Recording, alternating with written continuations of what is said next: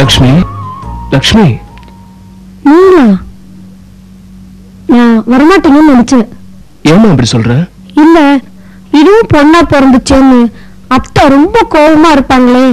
அதுக்கு நீ என்ன பண்ணுவ? ஒரு குழந்தை ஆணவ பிறகுதா பொண்ணா பிறகுதான் தீர்மானிக்கிறது நம்ம உடம்புல உள்ள குரோமோசோம்கள் தான். இது பாருமா,